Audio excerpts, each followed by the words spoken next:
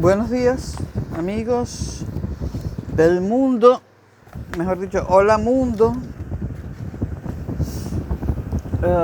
Se me cortó ahora. Bueno, hola mundo. Perdonen el desparpajo, pero hace mucho calor. Desde hace varios días hace mucho calor. Grabo con cascos porque tengo dos ventiladores apuntándome de frente y la lavadora en funcionamiento. Y este es un lugar pequeño. Bueno, estamos a 31 de mayo de 2024, se nos va el año y en Madrid son las 11:04, las 11 de la mañana con 4 minutos. Vamos a ver si podemos terminar hoy este Nietzsche, el de Sánchez Meca. Hay muchos Nietzsche.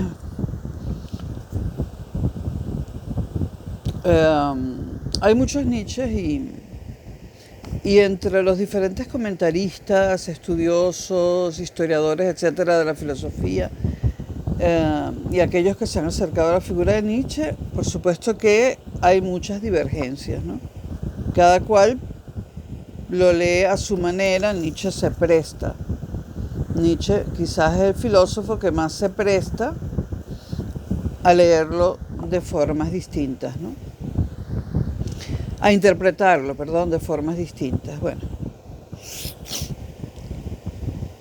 vamos a hablar ahora de la supuesta política de Nietzsche, si es que Nietzsche tuvo una política, ¿no? En el prólogo del caso Wagner hay dos libros de Nietzsche, o dos escritos que llevan la palabra Wagner en el título. Y eso da cuenta de lo obsesivo que era Nietzsche. Nietzsche, cuando se peleaba con alguien, no lo olvidaba nunca y lo rumiaba, ¿no? Y no solamente en el caso de Wagner, ¿no? Bueno, Nietzsche empieza el prólogo de el caso Wagner, con la siguiente frase: me concedo un pequeño desahogo. Yo creo que Nietzsche, a nivel de escritura, se concedió a sí mismo muchísimos desahogos, ¿no? Pero bueno, saltando un montón de cosas, ¿no? Tienen que ver con el arte y tal. Bueno, según Sánchez Meca, hubo una dependencia de la filosofía pesimista de Schopenhauer en Wagner. Y esto fue lo que condujo a Wagner al cristianismo. Citemos a Nietzsche. Es un adulador de todo instinto nihilista y lo disfraza de música. Es un adulador de todo tipo de cristianismo, de toda forma de expresión religiosa de la decadence. Y lo pone en francés, decadencia. Lo pone en francés Nietzsche. El Parsifal, la obra de Wagner, es una obra del rencor, del afán de venganza, del secreto envenenamiento de los presupuestos de la vida, una mala obra. No se corta Nietzsche escribiendo acerca de Wagner o hablando acerca de Wagner, ¿no? La prédica de la castidad constituye una incitación a la contranaturaleza. Bueno, en eso estoy de acuerdo, ¿no? Y ya dije en un video anterior, en un comentario personal, que el hecho de que precisamente Nietzsche arremeta contra la castidad en un hombre que por fuerza tuvo que ser casto, porque no tuvo demasiadas oportunidades de, vamos a decirlo coloquialmente, de tener sexo, ¿no? Ya lo dije anteriormente, por lo que se sabe de parte de sus biógrafos, y esto es casi seguro, en aquella época no te podías mover demasiado lejos de donde habías nacido, todo se sabía. Nietzsche tuvo sexo aparentemente solo con prostitutas y no siempre las podía pagar. Esto le acarreó seguramente un mal sexo y la sífilis. Y con Andrea Luz Salomé, según prácticamente todos los autores, nunca tuvo sexo. Lo comenté ya en un en un video anterior. Entonces dice, la prédica de la castidad constituye una incitación a la contranaturaleza. Bueno, eso es verdad, obviamente, ¿no? Yo desprecio a todo aquel que no experimenta el Parsifal como un atentado contra la moralidad. Bueno, ok. Ahora, hablando de la influencia pesimista de la filosofía de Schopenhauer en Wagner, seguimos con esto, ¿no? Seguimos diciendo que algunos estudiosos de Nietzsche suponen que ese resentimiento hacia Wagner es probable que tuviera que ver con algún episodio personal difícilmente aclarable sucedido entre ellos. Y tiene toda la pinta de ser así, ¿no? Estoy así porque no aguanto el calor. Tengo un ventilador enfocándome y los cascos puestos porque la lavadora está dando vueltas. Entonces, algún episodio personal difícilmente aclarable sucedió entre ellos, entre Nietzsche y Wagner. Joachim Keller, en concreto, un biógrafo de Nietzsche, cree descubrir en Nietzsche problemas con su sexualidad reprimida. Eso es más que obvio, pero no solo por los biógrafos, sino en la obra. En la obra tú lo ves.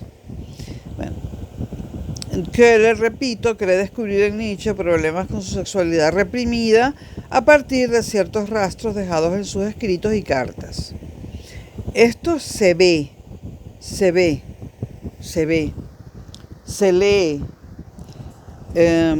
Ahora, comentario personal. Estos problemas con su sexualidad reprimida, desde mi punto de vista y por todo lo que he leído de Nietzsche, sobre Nietzsche y a Nietzsche mismo he leído, no, todavía queda mucho por leer y sobre todo releer. Nietzsche hay que releerlo y volverlo a leer para tratar de sacar algo en concreto, ¿no? Sí, Nietzsche no quería ser un hombre casto, ni tener una mala sexualidad, pero Nietzsche vivió en la segunda mitad del siglo XIX en Europa y pertenecía a la burguesía europea, aunque él no quisiera. Y los desahogos sexuales que podían tener esas personas, en este caso los hombres, porque todavía en esa época, y es una época no tan lejana, ¿no? Segunda mitad del siglo XIX, todavía en esa época las mujeres no podían tener la sexualidad que les diera la gana. Andrea Luz Salomé fue una excepción y por eso tantos hombres notables se quisieron colgar de ella, ¿no? Era la mujer que sí tenía sexo, que no le importaba ser criticada, además era judía, entonces era doblemente criticada, era medio rusa, entonces era triplemente criticada, bueno. Hay una película de la que todos los especialistas en Nietzsche reniegan, una película de Lina Wertmüller llamada Más allá del bien y del mal, que es el título de un libro de Nietzsche. Esta película de Lina Wertmüller, yo en mi juventud la vi unas 3 veces, sobre los 20 años de edad, 19, 21, y la vi ya fuera de estreno, es decir, se estrenó cuando yo era menor de edad, ¿no? Esta película de Lina Wertmüller, una cineasta italiana, a pesar del apellido alemán, Lina Wertmüller en esta película da una imagen de Nietzsche, de Paul Klee y de Andrea Luz Salomé equivocada, según muchísimos filósofos. Hay muchos filósofos que odian esta película de Lina Wertmüller y ni se diga de los misóginos que no soportan a Andrea Luz Salomé, ¿no? Luego hay más películas sobre Andrea Luz Salomé y sobre Nietzsche, ¿no? Hay un buen caudal de material cinematográfico. Bueno, Keller dice que cree descubrir en Nietzsche problemas con su sexualidad reprimida a partir de ciertos rastros dejados en sus escritos y cartas. Y Lütkehaus, otro especialista en Nietzsche, apunta a lo que pudo significar para Nietzsche aquello a lo que se refirió después como la gran afrenta. ¿A qué hace referencia? Pues hace referencia a un libro de Lütkehaus que también es un apellido alemán, pero el libro originalmente está en francés, o sea que puede ser escrito, puede ser que a pesar del apellido alemán sea francés. Hace referencia a un libro que no he leído, que se llama La solitudine del piacere, scritti sulla masturbazione. Bueno, es un libro de Lutke Haus, donde habla en alguna parte sobre Nietzsche y se llama, traduzco libremente, a que no domino estos idiomas a la perfección, La soledad del placer, escritos sobre la masturbación. Yo este tipo de cosas no las leo, yo no pienso leer este librito. Estas cosas yo las practico y bueno, en todo caso hice mucho psicoanálisis en mi vida, pero estas cosas no las leo, y mucho menos si las escribe un no especialista, ¿no? Leo a Freud y a Lacan, pero bueno. También debo decir que Sánchez Meca utiliza el material para escribir este libro, el material bibliográfico que le conviene. Que le conviene quiere decir el que le gusta, ¿no? Y le ha gustado escribir este párrafo, lo voy a repetir porque quizás no hacía falta incurrir aquí en la vida personal de Nietzsche y además con conjeturas, porque no sabemos qué es verdad y qué no lo es. Algunos estudiosos de Nietzsche, repito, suponen que ese resentimiento hacia Wagner es probable que tuviera que ver con algún episodio personal difícilmente aclarable sucedido entre ellos. Joachim Köhler, en concreto, cree descubrir en Nietzsche problemas con su sexualidad reprimida a partir de ciertos rastros dejados en sus escritos y cartas, ¿no?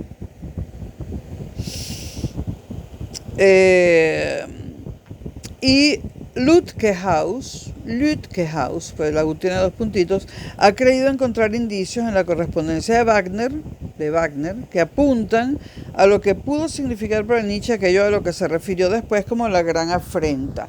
En este momento no recuerdo qué es aquello de la gran afrenta, hace mucho leí ya hace 25 años por allí, 20, 22, 23, 20 no, 22 por ahí, 23, leí la biografía de Nietzsche de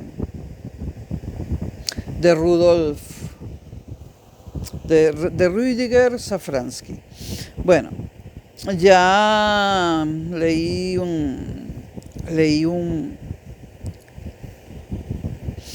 el comentario de Nietzsche sobre el Parsifal de Wagner, muy divertido ese comentario, ¿no? Y bueno, quedamos en la gran afrenta, aquello que Nietzsche llama la gran afrenta, ya lo buscaré. Bueno, Nietzsche describe en este escrito que acabamos de leer 2 veces a Wagner, sobre todo como un comediante, como el advenimiento del comediante en la música. Palabras de Nietzsche. Nietzsche heredó del movimiento romántico una idea importante. Y esa idea es que el arte, o al menos ciertas formas del arte, podrían volver a cumplir en la época contemporánea la función educadora que consiguieron cumplir en la antigua Grecia. El entusiasmo primero y la decepción después que Nietzsche mostró al drama musical de Wagner se debieron muy claramente a que Wagner presentaba su música como materialización de esta pretensión del romanticismo. O sea, quería hacer de su música el nuevo gran arte romántico como nueva religión estética para los tiempos modernos. Nietzsche creyó primero que ciertamente el drama musical de Wagner podría cumplir este objetivo, por lo que se hizo apóstol de la causa wagneriana. Recuerden que después Hitler pues también se abrazaría a Wagner, ¿no? Bueno, pero pronto se dio cuenta, en cambio, por el modo como Wagner evolucionó, que lo que su música representaba era una desfiguración y una falsificación de ese hermoso ideal romántico de reactivar en nuestra época la fuerza ennoblecedora del arte griego. Por ello se convirtió en apóstata y en un despiadado crítico de su antes amigo y admirado maestro Wagner. El proyecto wagneriano era convertir la ópera en un arte de masas mediante la técnica orquestal y teatral. Y esto no era en realidad ajeno a una intención política o estético-política, como la que tuvo en la antigüedad la tragedia griega. Estamos hablando de usar el arte políticamente, ¿no? Que se hace, ¿no? Se ha hecho siempre, en unas épocas con mucho más énfasis que en otras. Wagner aceptaba la comprensión que los griegos tenían del mito como la materia ideal del poeta. Pero él le dio a esto un sesgo inquietante, Wagner, porque enseguida afirmó que el mito es siempre el poema primitivo y anónimo de un pueblo, retomado por todas las épocas y poetas posteriores, al mostrar lo que la vida tiene de verdaderamente humano, de eternamente comprensible, y lo muestra bajo esta forma concreta. La mitología de las sagas germánicas era el poema anónimo de un pueblo en concreto, el germánico, que podía presentarse, sin embargo, como expresión de lo humano, extensible y generalizable al resto de los demás pueblos. Por eso, y en esta línea, la poesía del futuro habría de ser para Wagner el mito en cuanto creador de identidad colectiva y de comunidad. Fíjense que habla de una expresión de lo humano germánico y agrega, esto lo dice Sánchez Meca, y agrega que podía presentarse, sin embargo, como una cosa extensible y generalizable a los demás pueblos. Esto no lo dice gratuitamente Sánchez Meca, ¿no? Wagner y también Nietzsche, cuando seguía a Wagner, pretendían crear una identidad germánica, no alemana, germánica. Recuerden que los pueblos germanos están regados todavía hoy en día por varios países, ¿no? Hoy en día están mayormente en Alemania, en Austria, por supuesto, en la República Checa. ¿Queda algo en Polonia? No lo sabría decir. Algo puede que quede en Hungría. Los pueblos germánicos son más que Alemania, ¿no? Ahora, no recuerdo las fronteras de Alemania en la segunda mitad del siglo XIX, cuando Nietzsche y Wagner están vivos, ¿no? Ahora no lo puedo consultar. Bueno, entonces, al decir que esto se podía extender y generalizar al resto de los pueblos, obviamente esta es una idea imperialista, ¿no? Una idea imperialista. ¿Y de qué pueblos hablan Wagner y Nietzsche? De los pueblos europeos, ¿no? En esto se debe haber fijado Hitler, o quienes le hablaban a Hitler acerca de Nietzsche, y debe haber reforzado la idea de Hitler de conquistar Europa, ¿no? Bueno, este era un paréntesis mío, lo cierro, ¿no?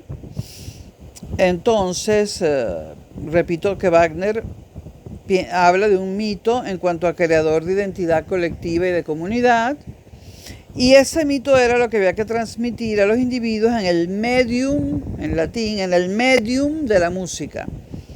Eso fue lo que hizo de la tetralogía del Anillo de Nibelungo. Me muero por estar alguna vez en Viena y ver esto representado en vivo. Bueno, esto fue lo que hizo de la tetralogía del Anillo del Nibelungo, con la que se inauguró Bayreuth, el festival, una apuesta política muy sustancial, pero como bien advirtió Nietzsche, bien distinta ya a la de los griegos. Dice Wagner que lo que aseguraba a su drama musical el poder político de cohesionar la sociedad, y en esto Hitler lo tomó totalmente de Wagner, ¿no?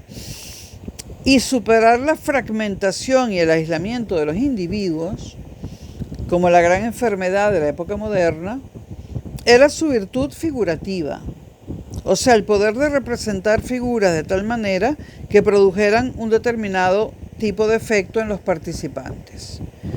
Lo que él pretendía representar entonces en sus óperas eran las grandes figuras míticas con las que el pueblo alemán reunido podía identificarse y gracias a las que se debía constituir y organizar la identidad común de sus integrantes y mantener esa identidad. Más adelante, dice Sánchez Meca, en la época en que la religión cristiana ya no crea la solidaridad de la comunidad, y estaba comenzando esa época, sobre todo en la segunda mitad del siglo XIX, correspondía al arte reencontrar su antiguo destino, el griego, ¿no?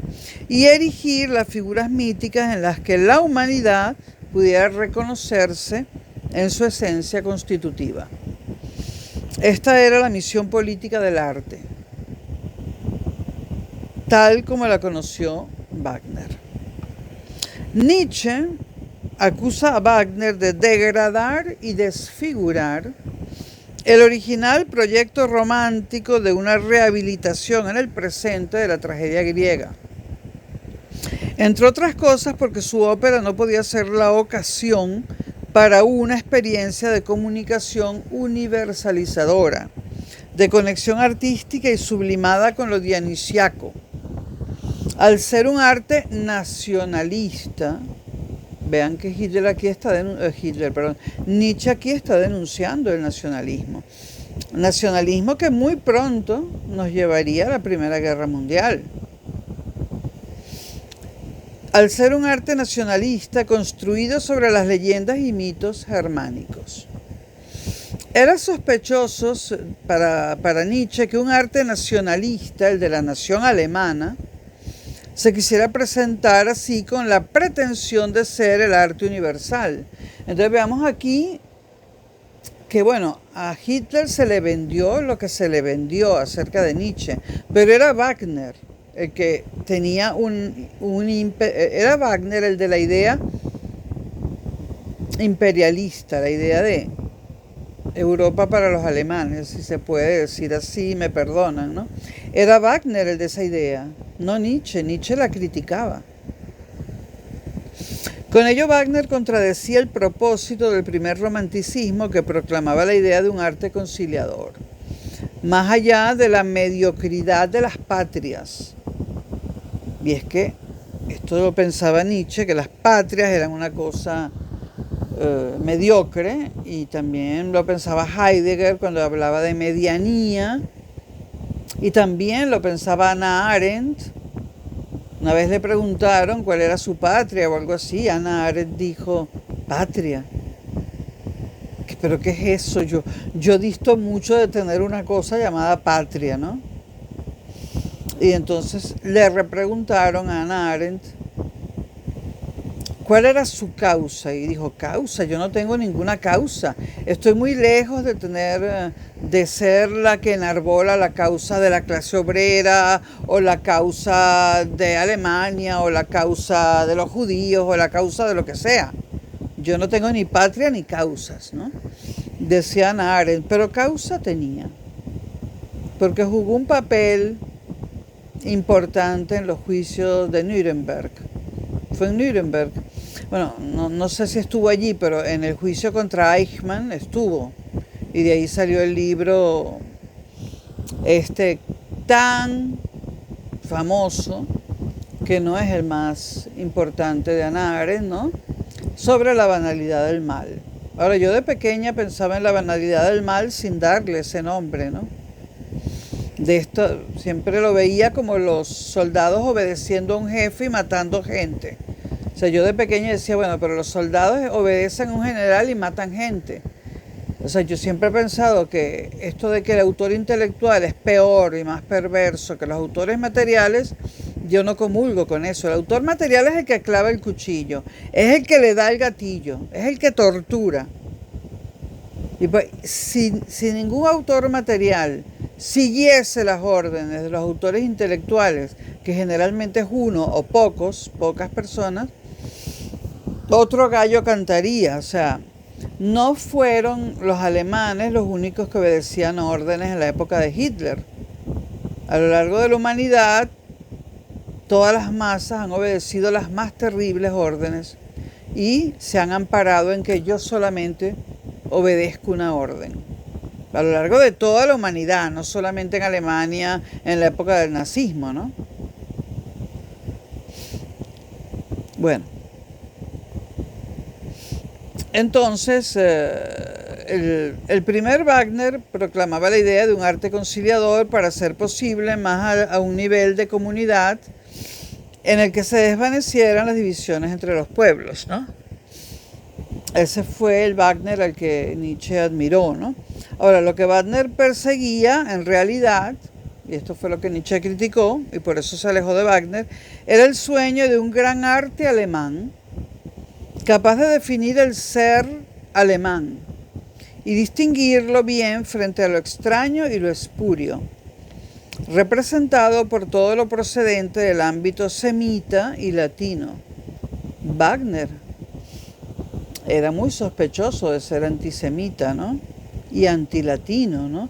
Como luego lo fue el nacionalsocialismo y el hitlerismo, ¿no? ¿Qué eran los franceses del Mediterráneo para los nacionalsocialistas? Eran gente inferior. Los españoles, portugueses éramos inferiores, ¿no? No solo los judíos y el resto de los semitas, ¿no? Bueno, mucho más adelante. Porque de esto, claro, se podría hablar muchísimo, introduciendo aquí todo lo del nacionalsocialismo, etcétera, pero no es el lugar. Ante la unificación alemana llevada a cabo por Bismarck, el problema para Wagner era la identidad de la nueva nación y el de la construcción de un pueblo sujeto al que había que construir su mito del futuro. Bayreuth, el festival de música, fue la empresa indisociable de esta política nacionalista. Y esta fue una de las principales razones por las que cuando Nietzsche asistió al estreno del Anillo del Nibelungo, no se quedara ni siquiera a presenciar toda la tetralogía, sino que después de ver las dos primeras óperas se marchara de Bayreuth contrariado y enfadado. Cuando digo que la quisiera ver representada en Viena, no me refiero a los parlamentos, me refiero a la música, ¿no?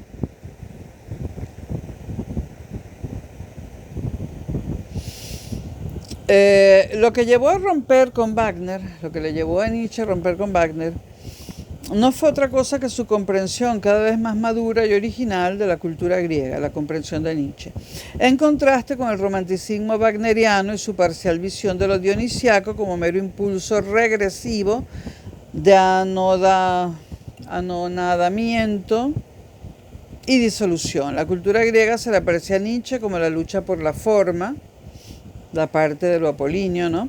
La búsqueda de la mesura, lo apolíneo, ¿no? Y el triunfo afirmativo del dominio de la voluntad sobre el caos del mundo.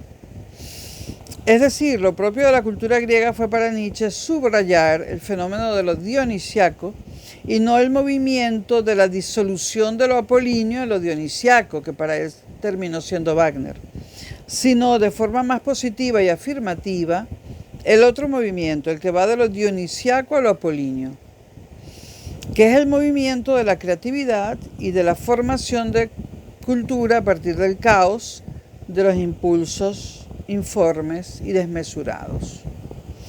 La superioridad de los griegos, la ejemplaridad de su cultura, lo que les ha hecho seguir sirviendo de modelo para las épocas posteriores, es esa actitud afirmativa de la vida que les llevó a dominar el pesimismo regresivo de la disolución dionisiaca del mundo mediante la creación de formas y leyes con las que poner orden en el caos y hacer posible y deseable el vivir. Y desde esta perspectiva, el romanticismo de Wagner no podía parecer como otra cosa que como una desvalorización nihilista de la cultura y de sus creadores.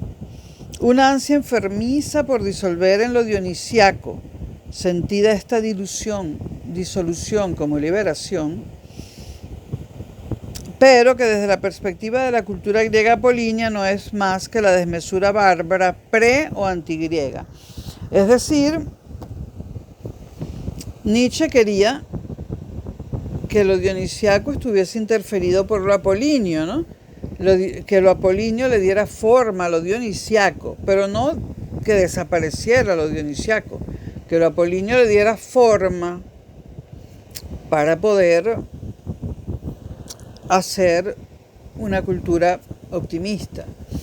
Y según Nietzsche, Wagner lo que quería era que lo apolíneo se disolviera en lo dionisiaco y que quedara solo la barbarie dionisiaca.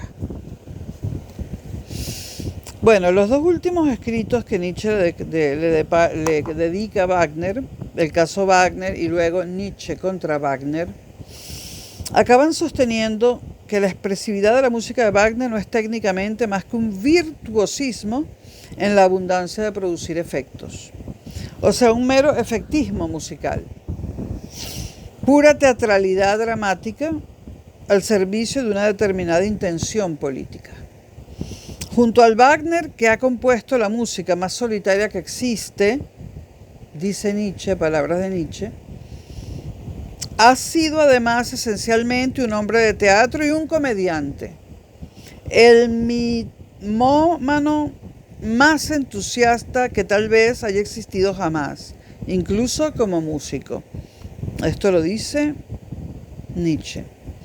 Bueno, la contraposición que lleva a cabo entre Wagner y Bizet, que no está planteada por Nietzsche en estos escritos sin connotaciones irónicas, bueno, aquí hay que hacer un comentario personal.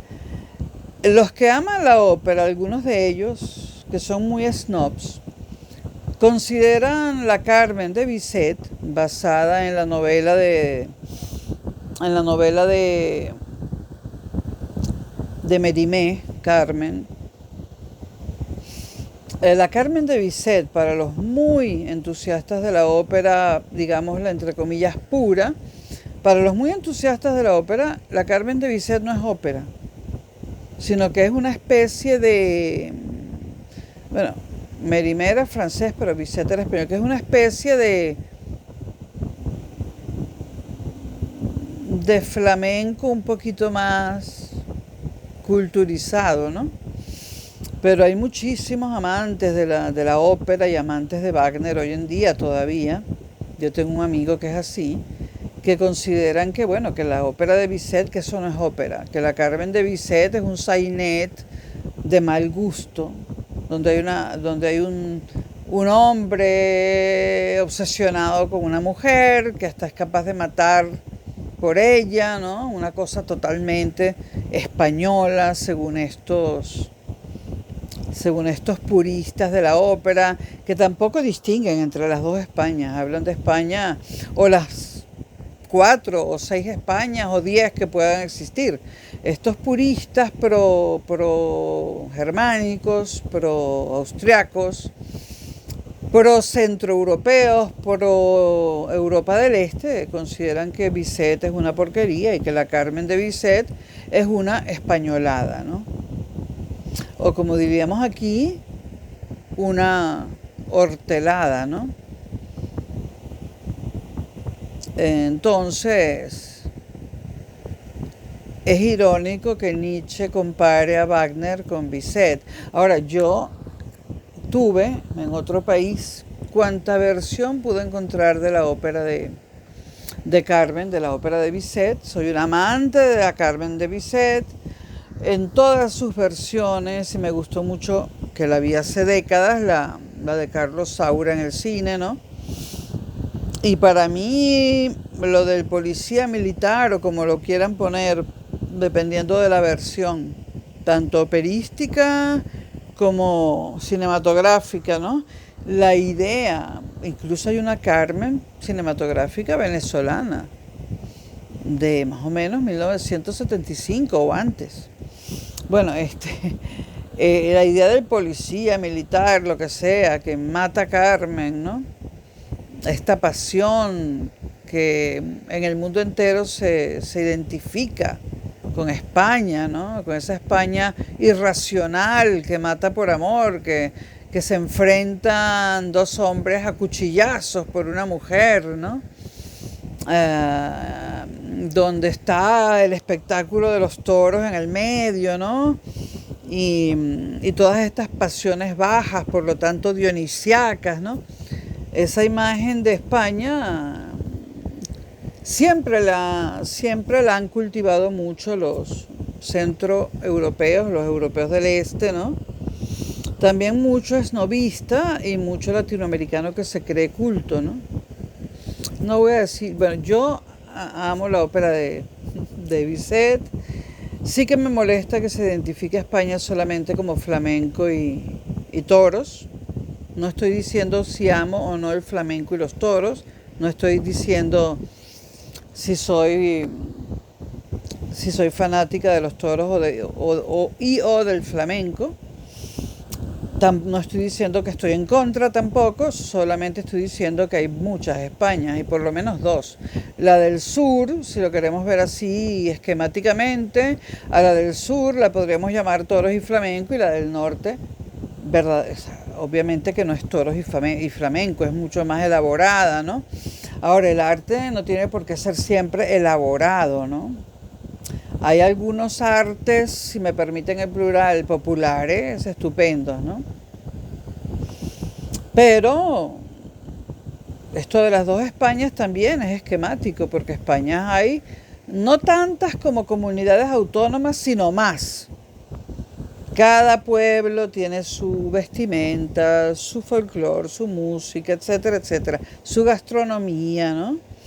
Mi familia es toda del área de Galicia, pero de un pueblo al otro, de un pueblo de mi familia a otro pueblo de mi familia, cambian las cosas. Incluso el sabor del vino casero que hacen, todo. O sea, reducir a España a dos o a una versión es síntoma de ignorancia, ¿no? Para aquellos que se creen muy cultos e incurren en una ignorancia bárbara y apunto hacia Latinoamérica, ¿no? Si nosotros somos flamenco y toros, ole respecto a lo que es Latinoamérica hoy en día, ¿no? Este no es un canal político, el político es otro, bueno. Entonces Nietzsche hace una contraposición entre Wagner y Bizet y dice, esta música, y se refiere a la Carmen de Bizet, no sé si creerle a Nietzsche, porque estoy citando a Nietzsche ahora, esta música, y Nietzsche se refiere a la Carmen de Bizet, me parece perfecta, le creemos a Nietzsche, se va acercando ligera, elástica, sin perder la cortesía, es amable, no la empapa el sudor, es rica, es preciosa, construye, organiza, consigue una disposición acabada, con lo cual se convierte en la antítesis del pólipo en la música, en la oposición a la melodía infinita. O sea, la antítesis del pólipo en la música, o sea, el pólipo es el tumor. Si esta música no tiene un tumor, ¿qué música tiene un tumor? La de Wagner. Y es que Nietzsche también manejaba la ironía muy bien, ¿no? Bueno, lo sustancial de la decepción que Nietzsche sufrió respecto del proyecto estético de Wagner tenía que ver con la dirección más propia de su pensamiento. La liberación que debe ser buscada a través del arte no es la experiencia dionisiaca del anonadamiento de la individualidad como regreso de nuestro yo al todo cósmico o social, es decir, la disolución en la masa. Esto no es más que huida del mundo, nihilismo, desprecio y negación de la vida para Nietzsche. Lo que tiene que hacer el hombre para Nietzsche, que ama y afirma la vida, es conquistarse a cada instante dominando su caos, dando un sentido a su vida e imponiendo una ley. Aquí está el superhombre, obviamente, ¿no? Un orden, un ritmo a su temporalidad, unificándola en una estructura articulada. Si no hace esto, se verá aplastado por el caos de las impresiones y de las determinaciones cambiantes e imprevisibles que se mueven en todas las direcciones. Verá fragmentada y anulada su vida en momentos atomizados y sin sentido.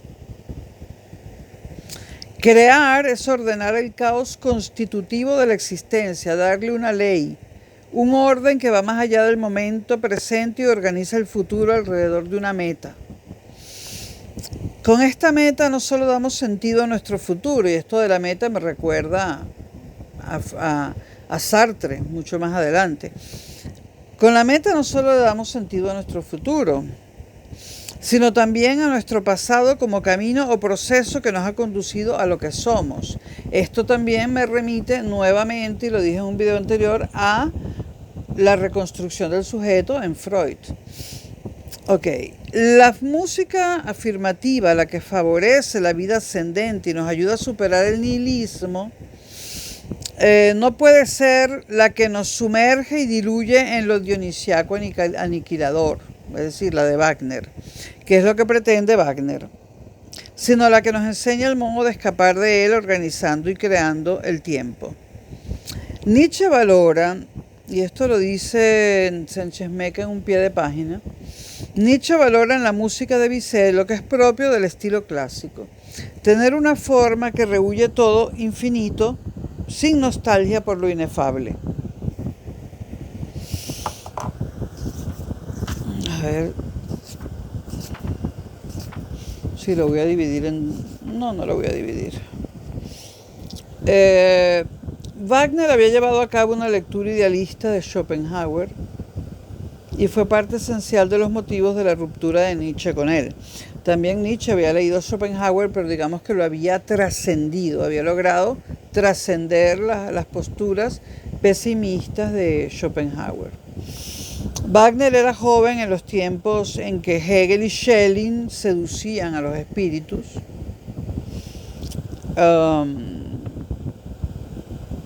Al principio Nietzsche decía Hegel es un gusto. Y no solo un gusto alemán, sino europeo, un gusto que Wagner comprendió. Eso lo decía Nietzsche al principio. Y decía que Wagner no hizo más que aplicar a Hegel a la música, ¿no? Y que se convirtió en el heredero de Hegel. Wagner leyó en Schopenhauer que la música es la más elevada de las formas artísticas, porque revela la esencia del mundo de manera inmediata. Bueno, esto es verdad, es inmediata. Wagner hace una mala interpretación de esta comprensión de Schopenhauer de la música entre sentimiento y sonido, o sea, entre lenguaje y realidad. Para él la música podía ser imagen especular de una realidad en sí y alimentarse de esa relación semántica. Y obviamente la filosofía de Schopenhauer no autoriza sin gran violencia esa interpretación. O sea, una filosofía, si le hacemos violencia, como se suele decir en el gremio filosófico, si se le hace violencia a un filósofo, a su obra, se pueden conseguir conclusiones a las que ese filósofo jamás quiso llegar. Entonces, a la filosofía hay que leerla con tranquilidad y no podemos hacerle violencia. No se puede violentar la filosofía. Para Schopenhauer, la música no es el símbolo de una búsqueda infinita, más allá de lo fenoménico, sino negación de la realidad como voluntad de vivir. Y por tanto, simple forma artística que no aporta ni capitaliza ningún significado. Eso es la música para Schopenhauer. Y esto aclara la posición de Wagner. Su objetivo no era, en realidad, la música, el de Wagner, sino el drama, respecto del cual la música es solo un medio. Claro, en la ópera, la música puede ser solo un medio para el drama. El medio para expresar y hacer sentir el mundo de la representación dramática. Wagner decía, la música no es nunca sino un medio. Esta era ante todo la única praxis que le era posible a Wagner. Pero así no piensa ningún músico, o en general no piensan así. Wagner tenía necesidad de literatura, o sea, del guión de la ópera, para convencer a todo el mundo de que tomase en serio su música y la considerase profunda. Eso nada tiene que ver, y ya lo dijimos, con lo que pensaba Schopenhauer, para quien la voluntad del mundo es incognoscible como cosa en sí, igual que para Kant. Para Schopenhauer, la excepcionalidad de la música frente a las demás artes radicaba precisamente en su alejamiento de esa función de representar ideas. La función de la música no es representar ninguna idea para Schopenhauer. El mismo sonar de la música es es ya algo que se basta a sí mismo sin remitir a ninguna idea. Esta liberación de la música de la obligación de representar fenómenos o ideas es la que hace inservible, es la que le hace inservible desde el punto de vista utilitario. Para Schopenhauer la música no tenía utilidad, o sea, no era un medio para hacer filosofía o para hacer política. Para Schopenhauer la música es negación del mundo como voluntad de vivir, simple forma artística que no aporta, que no capitaliza ningún significado. Wagner, en cambio, en las antípodas de Schopenhauer, lo que pretende es hacer del drama musical el lenguaje que vale para describir la realidad. ¿En qué radica, se pregunta ya el Nietzsche maduro, la profundidad de la música de Wagner? Y se contesta a sí mismo en su constante intento de sobrepasar sus límites de sentido como lenguaje. El propio Wagner decía que para poder expresar lo que no se da en los límites de lo finito, la melodía tenía que hacerse infinita. Por lo tanto, la música de Wagner es la música que no se resigna ni acepta en lo finito, sino que busca la redención en un más allá de lo finito. En el tiempo en que se produjo la ruptura de Wagner con Nietzsche había logrado alcanzar dos de sus posiciones filosóficas. La primera era una comprensión de la cultura griega que había logrado desprenderse ya de los ropajes románticos, con los que aún aparecía en el nacimiento de la tragedia. Recuerden que Nietzsche luego reedita El nacimiento de la tragedia, anticipado por un escrito que se llama algo así como Crítica al nacimiento de la tragedia. Entonces, en contraste con el romanticismo y su impulso regresivo, la cultura griega se le aparecía ya al Nietzsche maduro como la búsqueda de la mesura y del triunfo afirmativo del dominio de la voluntad sobre el caos del mundo.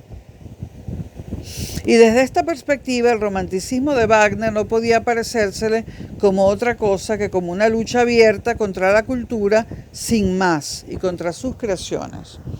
Y la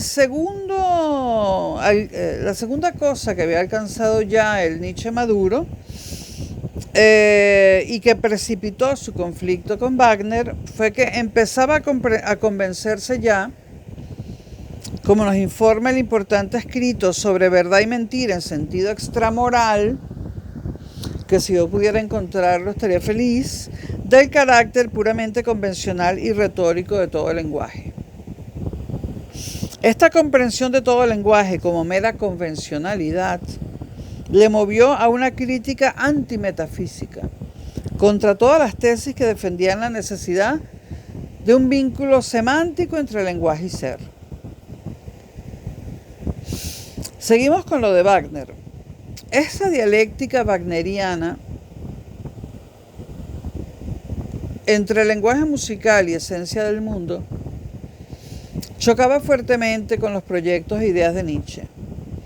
Si nada garantiza la identidad de música y mundo, entonces la música de Wagner, que pretende presentarse como símbolo metafísico de la esencia del ser, no es más que falsedad e impostura.